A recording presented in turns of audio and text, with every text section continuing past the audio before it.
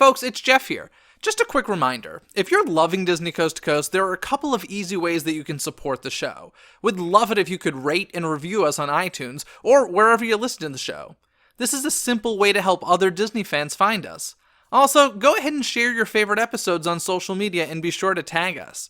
You can find all of our social media information at DisneyCoastToCoast.com.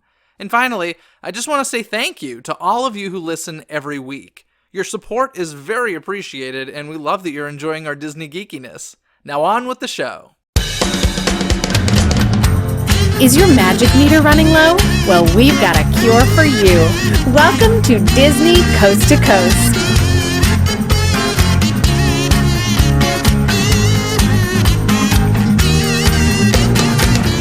Hey folks, and welcome to Disney Coast to Coast, the ultimate unofficial Disney fan podcast. I'm Jeff DePauli. And I'm Patrick Dougal. And Patrick Dougal. What up? It's been a while since we've done a little House of Mouse headlines. Yeah. Shall we get to it? Yes. Hear the latest news from the Walt Disney Company in today's House of Mouse headlines. So unfortunately, we have to start this week out with some sad news. Sure, any Disney fan has heard by now that Marty Sklar passed away this past Thursday, which was a bit of a surprise because he was just at the D23 Expo. Yeah, he was 83 years old, but I gotta say he looked good there. Did you see him at any presentations? I didn't see him there, no. Okay, I saw him at the Imagineering. You missed the Imagineering presentation? It's probably during something, right? It was the last thing of the weekend. The one that John Stamos hosted. It was like the last thing. But it was really good. Yeah, I think like Jordan Fisher was doing a lip sync battle or something.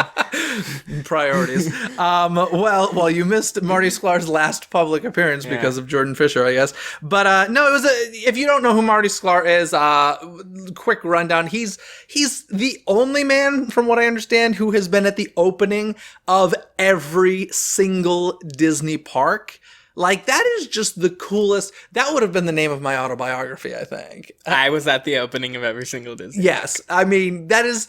I would have had a t-shirt that said that and just walked around wearing... That is the coolest thing ever. Yeah. I'm so happy that, like, he has been to everyone that, like, we know in existence. Like, there's not one that's opening in a year. You know what I mean? Like, he's been to them all. That's fantastic. I love that. But beyond that, he was head of Imagineering for so long, had a major influence on, I think, every Imagineer that's been there, and was Walt's right-hand man for a very long time. So, an impressive resume, to say the least.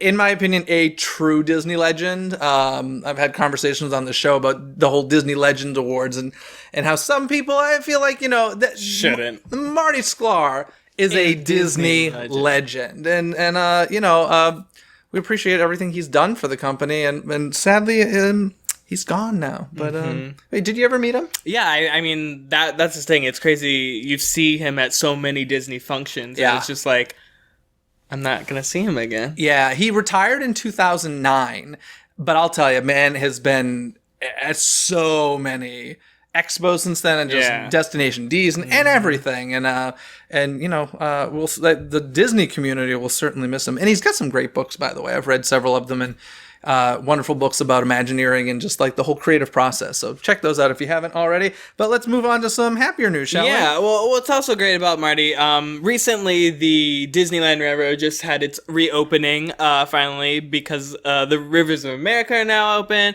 So we got the train and we got the Mark Twain, and they did a tribute to Marty Sklar for the grand reopening of that whole Mark Twain, which is very nice. Yeah, we've actually, I feel like a lot of places recently have been having Marty Sklar tributes, and we just came from Midsummer Scream Convention, and they started the weekend off with a Tower of Terror panel with, you know, obviously former Imagineers and such, and there was a moment for Marty Sklar there, and I'm trying to think, there's another place that we saw it with the Mark Twain, and I feel like there's somewhere else where I heard him mentioned recently. So it's just throughout the themed entertainment industry, it's a major blow, and people are feeling it all over the industry. But that was very nice of them. But as you mentioned, the return of the Disneyland Classics at Disneyland. This is pretty huge. I mean, they've been gone a year and a half. Long time. And I feel like finally that area is back. Like we have Fantasmic back, we have the train back, we have Mark Twain, the Columbia. Yeah. Everything's back. Yeah, and changes. There are some changes for sure. The biggest change is the railroad. People are freaking out over the left turn, which I think is hilarious. No, the train has never done a left turn. You have not experienced it. I have not been on it yet. I have not either. but it's never had a left turn before. It's got a slight left turn from what I understand. The beautiful new bridge that goes over the water, it's basically the back wall of Star Wars land, or Star Wars, Galaxy's Edge. Galaxy's Edge, excuse me. I can no longer call it Star Wars land. It is Star Wars, or is it Star Wars, Galaxy's Edge. Galaxy's? No, I think it's just Galaxy's Edge. Yeah, Star Wars, Galaxy's Edge. There we go. Sponsored by Samsung. Sponsored by Lucasfilm. But yeah, so the railroad definitely got a major enhancement. I've seen video of it and stuff. It's actually interesting because there was tons of video. John Lasseter was there to reopen the railroad. I was like, it's slow day at the office. Why apparently. Not? Lasseter just shows up on a Friday for this. Coco's done. People have seen it already. I guess. They're still working on Wreck-It Ralph too. But well, that's not Pixar. Oh, well, John Lasseter. He does both. He's got all of them. He's got it all. But that's still, we still got Coco, then Incredibles 2, then Wreck-It Ralph 2. Yes, it's true. But yeah, he was there to open the train, and apparently he bought one of the trains. Why not?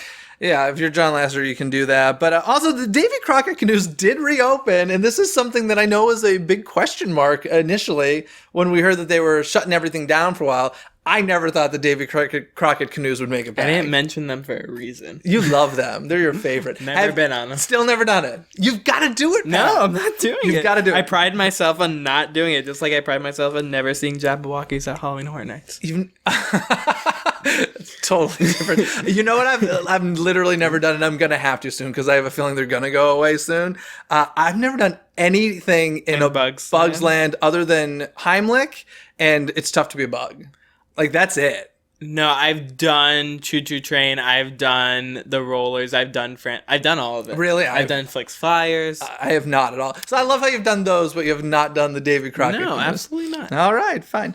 So Mark Twain Riverboat looks beautiful. Sailing ship Columbia, fantastic, and it's very exciting to have them back. I feel like the park is, it's full again. Yeah, it's and nice. they have the I think the Critter Country entrance to Star Wars Land, like that bridge is like in view, so like we can see kind of an entrance.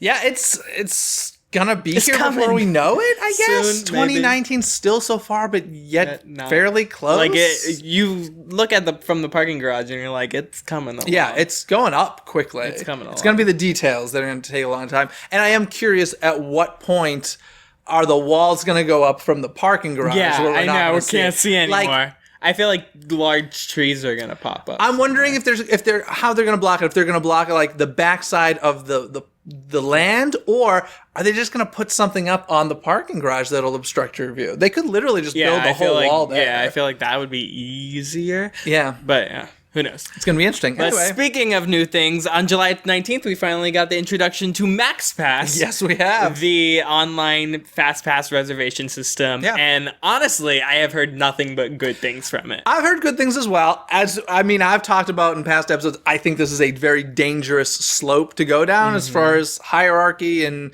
paying extras for things you shouldn't be paying extra for. Having said that, I'm happy to hear that I have not experienced it personally. Have you? No, but I have a bunch of friends who've experienced it. Yeah, I've seen all over the Twitterverse that like people are happy with it. So that's good. I'm happy that it's a quality product.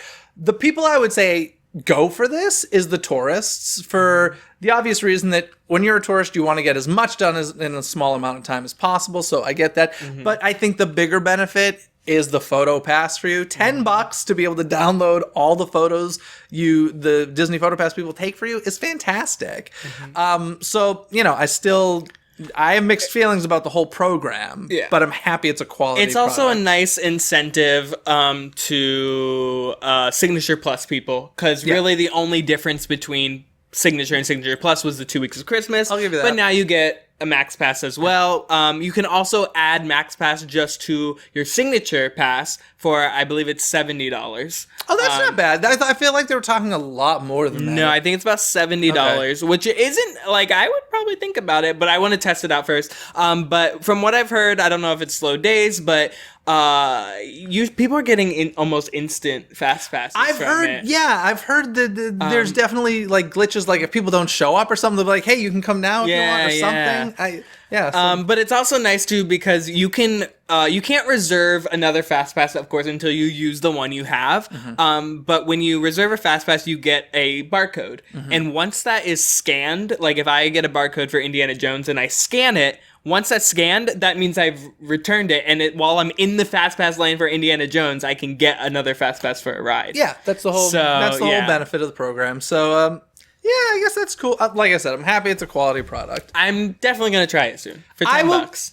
Probably test it out because I'm very curious. But I have to go for a day where I want to hardcore You know what? ride. Actually, I have my sister visiting in October for Halloween stuff, and I'm sure we'll do a day at Disneyland. Yeah. That would be a very good time for me to test it. I'll do it with when visitors come. It's like a great time because that's when you're gonna hardcore ride. But I'm a casual, and you're a casual Disneylander, and we just sometimes we just don't do rides. It's true, and that's not a bad thing. Like one of my favorite things is to go to the park and just see shows. Like Fantasmic. I will literally come at night and just see Fantasmic. Fantasmic, not so much anymore. But yeah, whatever.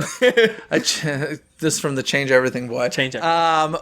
I will definitely go to the park some days and just stalk the Disneyland band. That's a full day for me. There you go. That's sure, a why good not? thing. But speaking of fast passes and such, Mission Breakout is getting some extra magic hours. Yes. As we all probably know, if you don't, the extra magic hour program is if you're staying at a Disneyland Resort hotel, they have extra magic hours. Sometimes it's an hour before the park opens. Sometimes it's a couple hours after the park closes. You can stay and have admission before the general public. Mm-hmm. Well, now because of the popularity of Guardians of the Galaxy Mission Breakout, from July 23rd through August 30th on Sunday, Mondays, Wednesdays, and Fridays, you can stay 1 hour after the park closes to ride Guardians of the Galaxy Mission Breakout. Yeah. This is kind of crazy. Are the lines still that insane? I feel like they're not. But that's pretty cool, though. I like it. Yeah, it's nice. I don't know if it has anything to do with that, but I remember during the D23 Expo, it was definitely past 10 o'clock, which was DCA closing time, but they had some crazy lighting effects on the tower.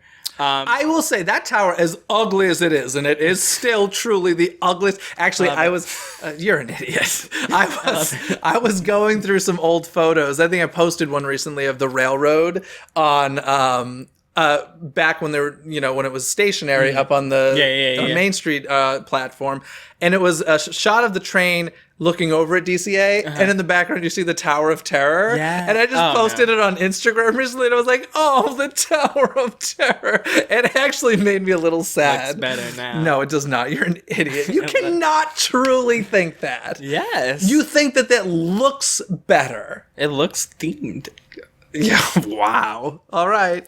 So we got some closings over at Downtown Disney. We know House of Blues left and Splitsville's coming in, but there's some even more closings right next door.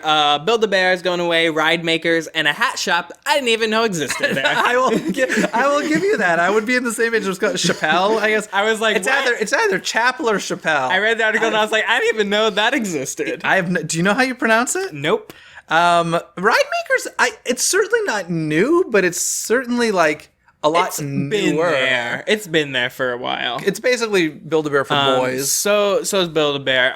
Those are closing for more dining experiences that are still yet to be known. Okay.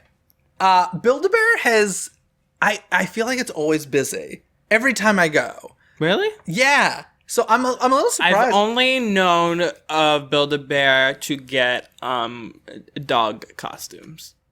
Okay, what? You buy the costumes to go on the bear? Yeah, you just buy them for your dog. I built a bear once. Have you ever built a bear? Probably a long time ago. I built a bear. I don't think I have actually. They're like $50. I built a bear for somebody else, and I was like, I'm not doing the ceremony. They wanted. I think I watched someone do it. Okay, fun. But yeah, I was a little surprised. More eating places, I think, is a good thing for Downtown Disney. I would really like to ask, please give us a really good medium price sit down. Well, no. Just place to eat. I don't have my favorite place to eat on Downtown Disney. Can you guess? Earl of Sandwich. Earl of Sandwich. Yeah, obviously. I want a step above Earl of Sandwich. I really. Sometimes I go to the quick service Jazz Kitchen. Yeah, Jazz Kitchen's great, but it's pricey. I've never sat down. I've only done quick service. I've done Thanksgiving there. I had turducken there, and I've eaten there with family. And I've been to Tortilla Joe's once. Say that word again. Tortilla. No, tortilla. Tortilla Joe's, and then they're okay. Naples. I've never done Naples. I did it for free, so Rainforest Cafe is terrible. I've never been in there. It's terrible. I used to really like Rainforest Cafe. They went under new ownership a while ago. ESPN Zone. They have good burgers. ESPN Zone. I wouldn't be surprised. I mean, I don't know. Since we got Splitsville already, I feel like maybe we'll just get more offerings that are already in Orlando. What if they just built the NBA experience again over? But then why have the ESPN zone there too? You know? Yeah, Too much sports. Too much sports. Yes, I definitely agree with that. Have you ever done Splitsville in Florida? Yes. Is it cool? Yeah. Is it just like a Jillian's? I don't know what that is. Oh, okay. There used to be one at Universal it's City a Walker. Bowling alley / restaurant / bar. Okay. But they have good sushi, surprisingly. Oh, all right. But I was looking at the land for what House of Blues was, and I feel like it's not going to be as big as the one in Orlando. The Orlando that one's one is pretty big. That one took over the Virgin Megastore, I believe. Yeah. Yeah. They should put that Coca-Cola experience that's in Orlando. Or Planet Hollywood. Planet Hollywood! Oh my God! You just got me so excited. Planet But I Hollywood, feel like that's please. such a weird spot. No, please, we don't need a giant globe. Just give me a Planet Hollywood, please. Oh, that would be great. I feel like that'd be such a weird spot. And we can not even enough put Guy room. Fieri in there if you really want Planet Hollywood. I don't know if they'll pull a whole House of Blues and knock down the whole thing. I feel like they might use the existing structures. I want Planet Hollywood so bad. Wow, sorry I put that in. Oh man, I really want that. So yeah, I'm looking forward to hopefully good dining locations. Yeah. Speaking of downtown Disney, let's transfer over to the new downtown Disney, Disney Springs and Walt Disney World. And so a while back, we had made a comment about how the Characters in Flight balloon had changed. They changed the whole painting on it. It went from like this maroon color to this blue color. And it was called Characters in Flight because there were characters painted on the balloon, but this new Characters in Flight had no characters on it. Well, apparently, either they took notice of this or they this was the plan all along. It's got a new name. It's called Aerophile, the world leader in balloon flight. So the Characters in Flight is not part of it anymore. I mean, this probably fits into the story of Disney Springs more, is my guess. But it was. I just kind of appreciate that. It was weird to have a balloon called Characters in Flight where the no characters on were it. gone. So I thought that was kind of cool. But what else is going on in Disney Springs? Well, if you're in Disney Springs this month... Actually, it's over. It's over, actually, yeah. I was like, what day is it? Well, if you missed it, in July, they had a Christmas in July party during July at Disney Springs. So Santa was out in his Hawaiian shirt. There was Christmas everywhere, and that happened. They even had holiday treats in some of the food places, including the Starbucks, which I just found interesting because apparently... Which one? There's like 7 of them over there. Probably all of them. No, but like people 3, I think. people freak out over like the holiday drinks, I feel like, at Starbucks. So to have it in July was probably extra special for people. I just find this... What's more popular, the Probably the peppermint mochas or the pumpkin spice latte? I think pumpkin spice latte. Like Halloween in July sounds a little bit. Halloween in July. Halloween year round. Halloween in July, January, Halloween in February. Yeah. No, I just found this interesting because, like, honestly, if I were a Disney cast member who worked on Christmas stuff, the last thing I would want is Christmas in July. I mean, that Christmas now starts basically immediately after. Not Halloween. basically, it does. It starts immediately after Halloween. It's already super long. It's very close. But to be honest, Halloween is catching up because we're now starting Halloween in August, which is insane. So bless. It's gotten nuts.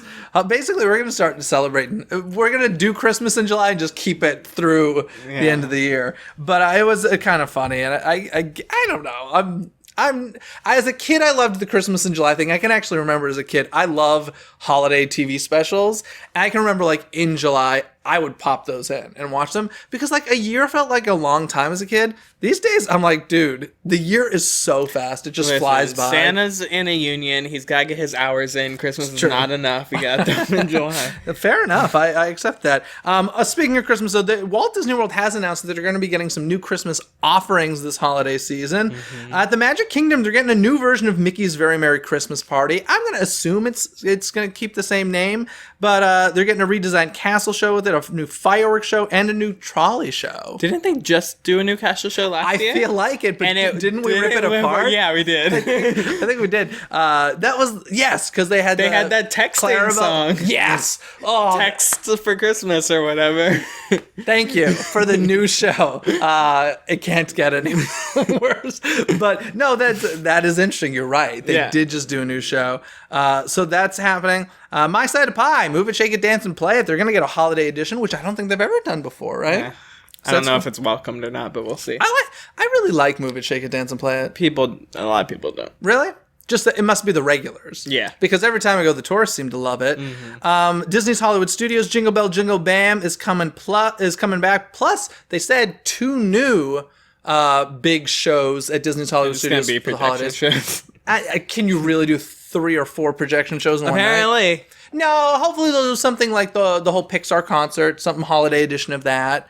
Maybe. Something. I don't know, but 2 new things that they haven't yet announced. And then Epcot, they're going to celebrate... Fantasmic Christmas special.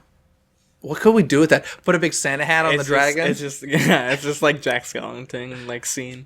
Nightmare Before Christmas. I don't think people would be against that. And then in Epcot, the Mexico Pavilion is going to have a holiday festival, so I would assume like Viva Navidad over here at Disney California Adventure. I'm surprised they don't do that already, personally. But yeah, so Christmas, I guess Christmas is over. God bless you. It's Christmas in the air. He was sneezing on tinsel. Do you sneeze with tinsel? Not really. No. Ginger. He was ginger... Moving on. Peppermint. Go ahead. Speaking of Epcot, we talked about this, I believe, or news came out of D23 that Mission Space was getting a new mission. And it's here already. Yeah. It's almost like a kid's mission. No, August 13th. Okay, it's like Soon. almost here. It's almost Very here. here. August 13th. It's almost like a kid's mission. It's called the Green Mission again. But Now, was the green mission the WUS mission? yes, Okay. So they've taken away the WUS taken mission. away the video of the orange. Essentially, both were the same. It's just the experience was more intense in the orange. Yeah. Now the green is, instead of going to Mars like the orange one does, you just orbit around Earth and you see landmarks, almost like soaring, but from space. Why is that more family friendly? What do you mean? They're calling this the family friendly green version, or green mission rather. Yeah, because it doesn't. I assume I get it. It doesn't spin. and they added booster seats to it. Okay. For smaller children. I think the height restriction is now lowered as well. So I get all that. I'm just like, why are we getting a different film? Like, I don't know. They made it seem like the film that they're putting in, like looking at the Earth, is more family friendly than going to Mars. And I thought that was a little weird. The orange one still goes to Mars, but they're also updating that with HD video as well. So that's nice. But basically, if you want to go to Mars now, you have to do the intense version. I'll never do that ride again. Ever. I did the wuss version. I mean, it is kid friendly too, because I guess it could be kind of scary, because when you land on Mars, you do like a crash landing and it's like intense visual as well. I'm sure the Earth one is like wee. It's too claustrophobic for me. Yeah, dude, when that wall came toward me, I had a mini panic Mission attack. Space is a fun ride. It's intense. Now change everything. Get rid of it. I mean, fine. Yeah.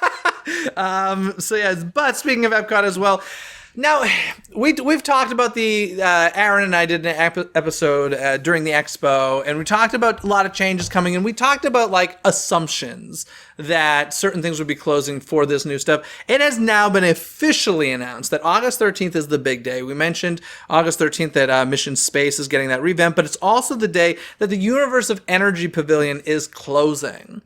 This is an opening day pavilion, and this is where the Guardians of the Galaxy attraction will be going. I'm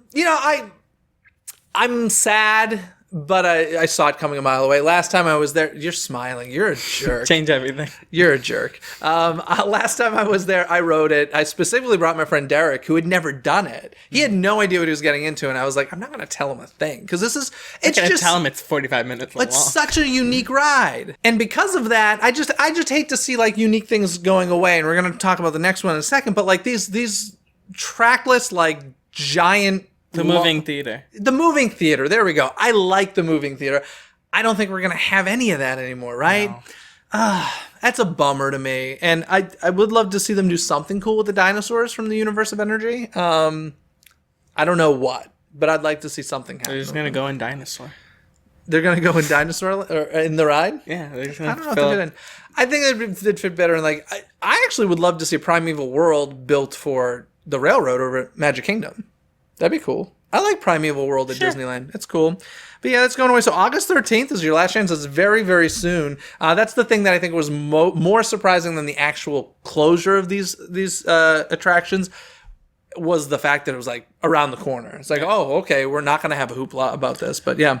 Speaking of August Do 13th, it. Break my heart. it's also the closing Break of my the heart. Great Movie Ride at Hollywood Studios. This one breaks my heart. And like more than I even realized. Okay, the funniest part of this whole There's thing... nothing funny about this. The funniest part of this whole thing is during the parks panel at D23, they explained this whole ride, but did not say where it was going. Exactly. They knew the negativity of it until the press release came out on the parks blog that said it's gonna be inside. Well, the funny thing is that it came out. Press releases basically went out during that panel. Yeah, exactly. Because the Twitter was exploding, and But specifically, there was no they would have verbal confirmation on where the Mickey Mouse. I would have ride was booed. going. Would you have booed? I would have booed. No, change everything. No, stop it, Patrick. What would you not change? What would you die if they changed? What if they got rid of Spaceship Earth? They're like, we don't want the giant golf ball as the weenie anymore. That would, yeah. Okay. Don't change everything. Space. Great movie ride. My favorite. Okay. Great movie ride. Put something cool in it. No, don't. As long as the outside's the same. Stop it. So, speaking of outside, I am hearing the Chinese theater is safe. Yeah, that's all I care about. Really? I don't care about the inside. I really like the inside. We don't have too many. God, every time I go on it, though, it's just like, hey, I'm Ashley. I love movies. Like, no, you don't. You're just here for a paycheck. I will. And No disrespect. specifically when Turner Classic Movie took it over, they took the Spielers out even more, and it's just like change everything. I just don't. There's not many rides left with like that amount of animatronics in it. Putting on that grand of a show with the whole moving theater. I think it's a great, unique attraction. I didn't realize how much I love this attraction until I was driving home from the expo with my friend Derek, and we were talking, and like I literally started crying thinking about the fact that the Great Movie Ride's going away. This is the last opening day attraction of that park. That is my park. That is like the park that when I was a child, that park opened up. And I don't know, there's something about that. That is the end of an era, the Great Movie Ride closing. Very sad about it. I love that ride. It's a great, great ride. And I mean, let's face it, the Mickey one, I'm looking forward to. I'm sure it'll be good. Mickey Mouse's Runaway Railroad. But it's going to be a projection ride, like is what it sounds like. It's going to be 2.5D. 2.5D. Don't even get me going on 2.5D. So yeah, but I do want to mention this one is getting a bit of a farewell, a proper farewell for D23 members and Turner Classic Movie Fan Club members. They're having a special event on August 12th. I know that they already had some sort of event because I saw that some people got to walk the track. I think it was one of those like Was it a Disney press Parks blog, like sign up for 100 people. Yeah, so those lucky Kinda people, thing. I think it was last week. I got it's funny. Interestingly enough, I literally had a dream the night before about walking the track of the Great Movie Ride, but in my dream, everything had been removed except for the yellow brick road. So those people at least didn't have that experience. But I did find it funny that they got to do that. Yeah. Sad. Great movie ride. I had a dream once that they took all their boats out of Jaws and they're like, swim it. Oh my God, that would be terrifying. I actually had a little bit of a panic attack. If you don't know what we're talking about, Jaws at Universal Orlando. There was a story about That a was guy. a while ago. It was like, they're like, Horror Nights this year, we're getting rid of the boats and letting the guests swim it. That'd be amazing. Like, why? But in real life, somebody fell out of the boat originally soon after the attraction opened, and like the shark was coming toward him. I'm actually having a panic attack thinking about this right now. I know it's a robot, but holy crap, that would be terrifying. No. That wouldn't scare you. No, that like never happened. No, supposedly like this is true part. I know all the lore Okay. around Jaws. All right. Well, Never I'll find you the article. Unless it was like Japan. No, I'm pretty sure it was soon after the reopening in Florida. In any case, that has nothing to do with Disney. What else is going on at Disney? Oh, PhotoPass Day is coming back to Walt Disney World. I forgot all about this. Yeah, I know. You didn't... What, was that part of Limited Time Magic or something? I don't know why it happened. It was probably to sell more photo passes. But at Walt Disney World on August 19th, this is an event exclusive to... they have event-exclusive animated magic shots and one-day-only character experiences in all 4 parks. I can't believe you're not all over this. Obviously, we're not in Florida. But, like, this seems right up your alley. Character, photo ops. Rare. Yeah, sounds like limited time magic. Yeah, I like it. But one day. August 19th is the day. Make sure you're there or you're going to miss out. That sounds fun. The lines are probably insane, but they have much more capability of bringing out rare characters in Florida, so I think it's fun when they do that. Speaking of Walt Disney World, if you are planning a vacation over there and you get your magic bands, you can now check into your hotel mobily, skip the front desk altogether, and check in on your phone. Yeah, I'm surprised this hasn't happened already. Less face-to-face communication. Yeah, yes, it's true. So this is part of my Disney experience, which keeps growing and growing and growing. They really are making this something, bigger and bigger. They're not giving up on it, is what I'm trying to say. But you can also submit an estimated arrival time, which is kind of nice because you show up early a lot. I want my room. Yeah, they're pretty good in Florida about getting me. I usually show up early, and they'll give me a room at like 10 a.m. or 11 a.m. Here, not so much. Like, I just checked in for the expo, and they're like, no, you're waiting until 3. I was like, GD? Florida lets me in early. It's because they have a lot more hotels. I guess that's it. I don't know. I think it has more to do with the amount of cleaning crew. Speaking of hotels, was it near? Isn't there supposed to be a hotel coming to Simba that they didn't touch on at all?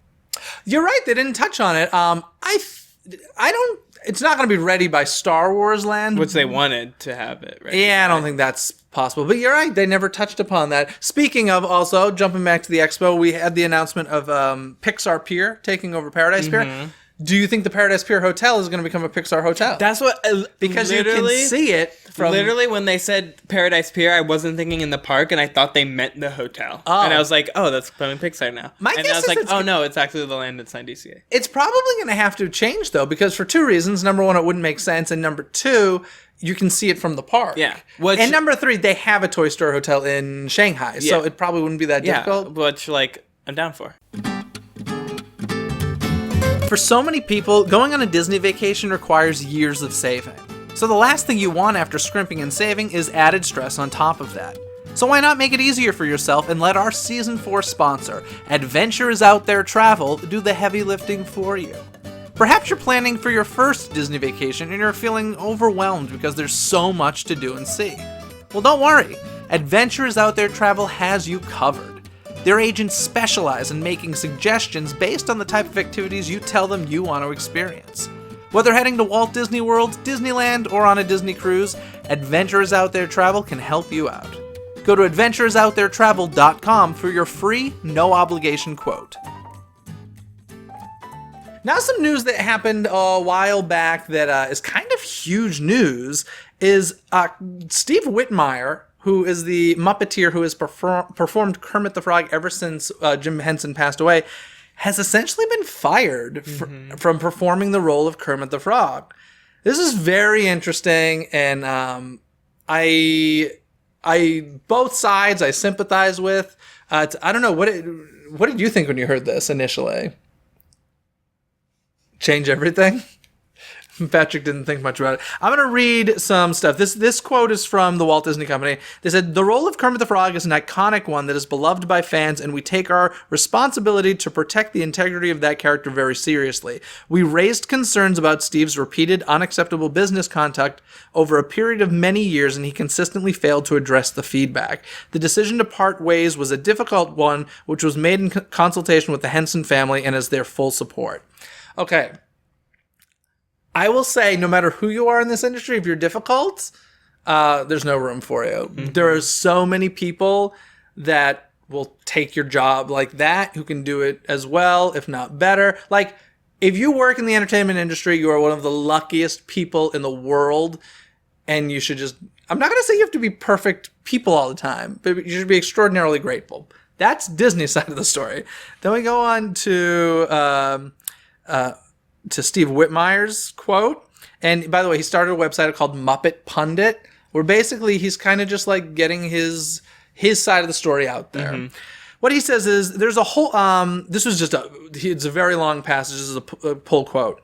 "There's a whole manual devoted to what you can and cannot do with Mickey Mouse. But from my viewpoint, no one stands up for the Muppets if it constrains a deal. Every problem has a solution. The Muppets that you love and remember are what's at stake. For them to continue as they have over the last 13 years under Disney's watch, slowly becoming more shallow as they are stripped of their depth, is, for me, unacceptable business conduct. And it's why it's not time for me to let this go yet. For me, there is only one side to choose, the Muppets. So I get that. I have no doubt in my mind that Steve Whitmire's main concern is Kermit. And I have no doubt in my mind that Disney's main concern is figuring out how to make money off of the Muppets. So I can just imagine that would cause a lot of fights between these two people. So I get it. That's a rough situation. I feel bad for both cases, and I feel bad for the Muppets. Yeah, I want the Muppets to succeed. I'm sure the last TV series was a lot of stress for everybody involved, and I'm sure there's blame being thrown in both directions. But I truly do understand both sides of the story here, and it stinks. It's a bummer. You don't seem to care.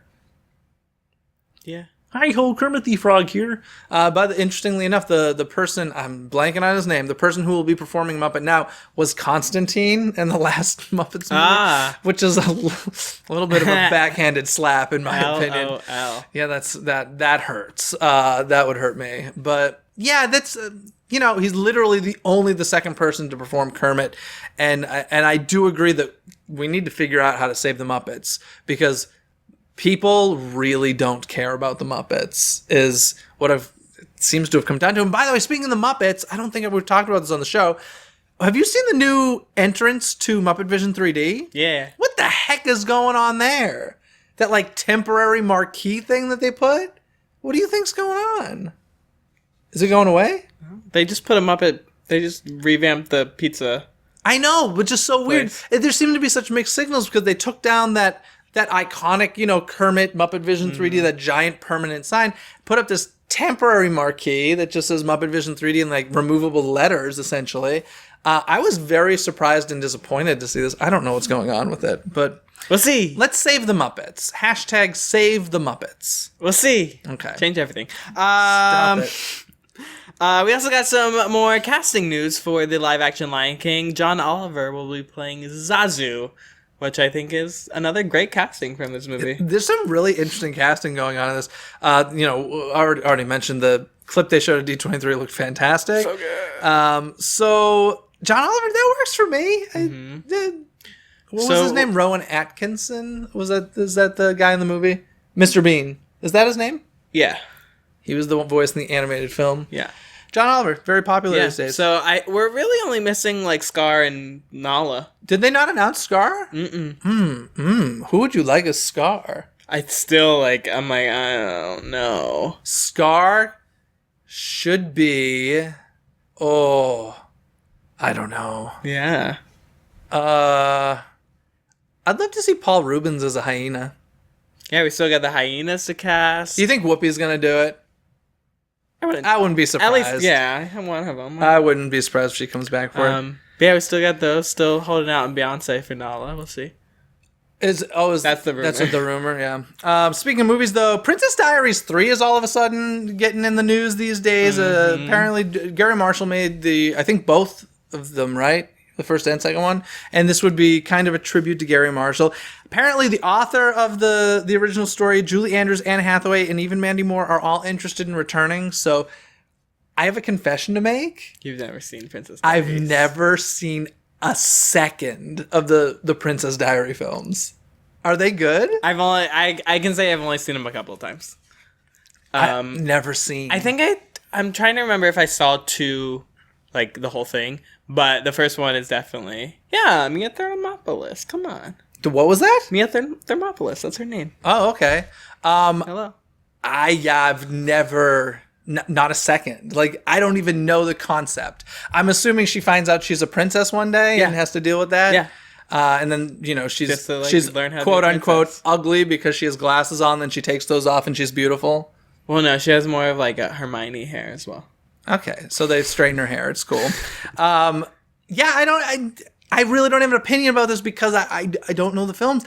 I'm very happy for the folks out there because there seems to be a huge fan base. This is very much like a Hocus Pocus 2, in my opinion, where it's the fans are saying, we want this, please make it happen. And now it sounds like it might happen. So that's cool. But now going to theater news, something that I'm sure excites you quite a bit. Yeah. There is talk of a Hercules musical happening. This I would really like this, even though I'm not as diehard a fan of the film as you are. But good music in that movie. Yeah. What was interesting enough is during the D23 Hercules panel, they shared a song that they cut that was instead of Go the Distance was this like Shooting Star song, which thankfully they cut to Go the Distance. But it was cool to hear music I've never heard from Hercules before. Yeah. Not as good as Go the Distance, so thank God. But Go the Distance is so good. It's so good. That's such a great song. But like with any musical with any Disney movie that becomes a musical, new songs are always added. So like if they're like hearing new songs from Hercules, then I'm down. Yeah. Now, there are two quotes I'm going to read here because one is from Alan Menken. I forget, he was doing an interview with somebody, I can't remember who, but it was, Hercules is going to have a moment that will surprise people, said Menken of the stage adaptation. Actually, I'm working on a stage version of Hercules. That was his quote. Then a representative from Disney Theatrical Productions said the following: Hercules is one of many great Menken scores, but no stage adaptation is in development at this time. So, this could be something that it's like, I'm sure they internally develop a lot of these, and then a small percentage gets greenlit to move forward. So it doesn't surprise me. He probably is working. I mean, why would he lie, right? He is working on one, but it's not close to being put on stage. And I wonder if maybe Alan Menken got a little slap on the wrist for saying anything. It sounds like he probably shouldn't have said anything, is my guess, but it's exciting. Anything Disney theatrical is exciting. Yeah, but you know it did get greenlit. What? Descendants 2! Well, yeah. Did you watch it? Yeah, I did watch it. What'd you think? I like the water splash dance at the end. Oh my god. I liked it a lot. Cool.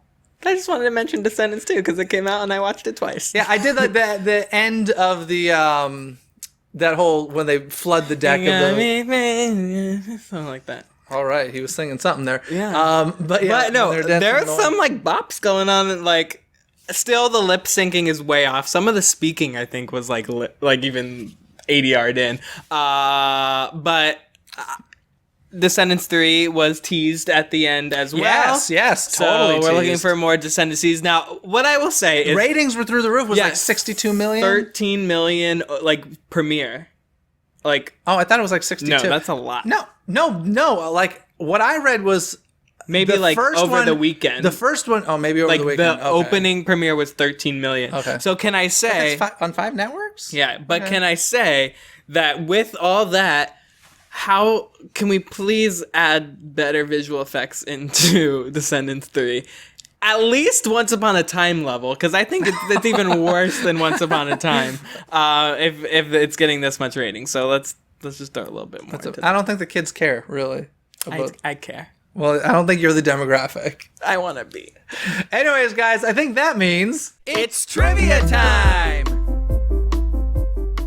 Hey folks, and welcome to today's Trivia Time with Jim Denny, author of Walt's Disneyland, as well as one of my favorite books about Walt Disney called How to Be Like Walt. Welcome to the show, Jim. Hi, thanks, Jeff.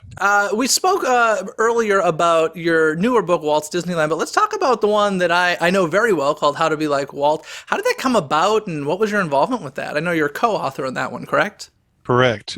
Pat Williams, the founder and executive vice president of the Orlando Magic, is a fellow that I've written quite a few books with, and he approached me with this one and said, love to do a book about Walt Disney. He had being in Orlando, of course, he has a lot of experience with the Disney folks and so forth, and he sees Walt as kind of a role model, and I see Pat Williams actually as a kind of Walt Disney of the NBA, because he actually had a vision for the Orlando Magic and founded it and so forth. So it was exciting writing that book with him.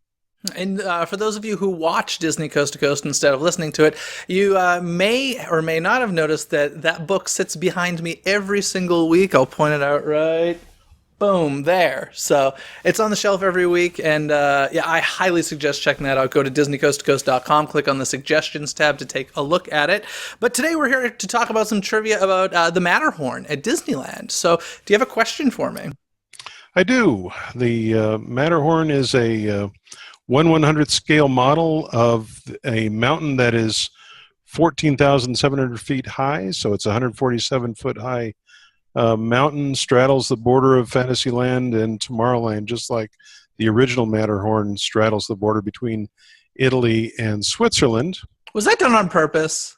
That I don't know, but That's I do know that interesting. it's actually aligned in terms of its north and south alignment. It's exactly as the European Matterhorn is. Oh, that's interesting. Huh. Yeah, and it. Do you know what occupied the space where the Matterhorn is today? Oh, wow. If I had to guess, I'm going to say the teacups. That would be wrong. Okay. Okay. Give me a hint. Was it Tomorrowland or a Fantasyland attraction? It was something. It was something that doesn't exactly exist today, or actually was just covered up by the Matterhorn when they built it. Was it just like a little park area? It sort of was. It was a hill. Okay. It was a 20-foot high hill. I've heard of this. Made out of dirt that was dredged out of the moat in front of the castle. And Bill Evans, Walt's landscaper, landscaped that, and then they put a fence around it. They didn't want people going in there, but people did climb the fence, and they used it as sort of a lover's lane. And I've heard that an early cast member, actually cultivated marijuana on that hill. And the hill was known by a number of different names. Can you think of one of the names it might have been known by? Pot Hill? I mean, I don't know. It was called Holiday Hill. Oh, okay. They also briefly named it Snow Mountain or Disney Peak. But Walt had an idea for doing something with this hill that was very unusual. He actually wanted to get a snowmaking machine and cover that hill with snow, and then he wanted to run toboggans down Holiday Hill. But when his construction supervisor, Joe Fowler, learned about this, he was aghast. He was thinking about, where is all this runoff? When the snow melts, where does the water go? Yeah. And so he said, no, we can't do that. But you can see how the idea of running toboggans down a hill with snow can sort of transform into the idea of the bobsleds on the Matterhorn. Yeah, for sure. Interesting. So, Walt had a lot of weird ideas, man. That's great. I've got some trivia for you. I actually didn't realize that when the Matterhorn first opened, the Abominable Snowman was not part of the attraction. That was something that was added later into the attraction. Do you have any idea what year the Abominable Snowman was added? The attraction opened in 1959, so... I think the Abominable Snowman was added in a renovation in 1978. Boom! On the nose. Correct. Wow. I didn't realize that. I just kind of assumed there was always some sort, even if it were a static figure or something originally. That's great, though. So 1978. As you can see, I'm a really old guy. And the first time I went to Disneyland was in 1957, before there was a Matterhorn. Mm-hmm. And then I remember riding on the Matterhorn as a kid, and it was all open inside. They didn't have the ice caves that you go through. And so when you went inside the mountain, you see all the structure, the big hollow mountain, and it wasn't nearly as convincing an illusion when you're riding through there. You're going so fast and having so much fun, you don't really care. Yeah. But you're seeing all the girders and the struts and the catwalks and things like that. And it was so nice when they filled that in. And I think that was in that 1978 renovation when they turned all of that into ice caves, and you're zooming around, and it really creates the illusion. Well, thank you so much for coming on today's Trivia Time, Jim. You can find Jim's books over at Amazon. Look for How to Be Like Walt, as well as Walt's Disneyland. Thank you so much. Thank you, Jeff. I appreciate it. Hope you guys enjoyed that trivia time. Before we go, I do want to give a shout out to Music Girly 03. Music Girly 03, hello. Hey. And thank you for leaving us a 5-star written review on iTunes. Pat, it's so easy to get a shout out on the show. Number one, why wouldn't you want a shout out on Disney Coast to Coast? Why? And number two, why wouldn't you just go to iTunes and leave a 5-star written review so that you can get that shout out? Why not? So simple. So simple. I don't understand it. Don't understand. In between episodes, guys, if you want to connect with us, go to DisneyCoastToCoast.com for all of our social media there and sign up for our e-note every week. All the fun stuff's there. DisneyCoastToCoast.com is the place to be. Right? Change everything. No, don't change. No. Change everything if you haven't left a review yet. Then change that and write a review. But if you have, don't change it. Just leave it there. And yeah. And don't change tuning in on Wednesdays. That's a good thing. And don't change Spaceship Earth. That's a good... Well, the outside. Well, most of the inside. Yeah. Yeah. What if they just went and got rid of all the animatronics in Spaceship Earth and went full-on projection? No. Don't change everything. See, you like the animatronic shows just as much as me. Yours is Spaceship Earth, mine is Great Movie Ride. I'll be down with like holograms or something. Holograms in there? Yeah, why we'll not? go Kingdom Keeper style. Sure. Nice. I haven't read that. Yeah, I'm surprised you have. Anyway. Anyways, guys, have a fantastic week. We'll see you next time. Bye. Thanks for watching Disney Coast to Coast. Have a magical day.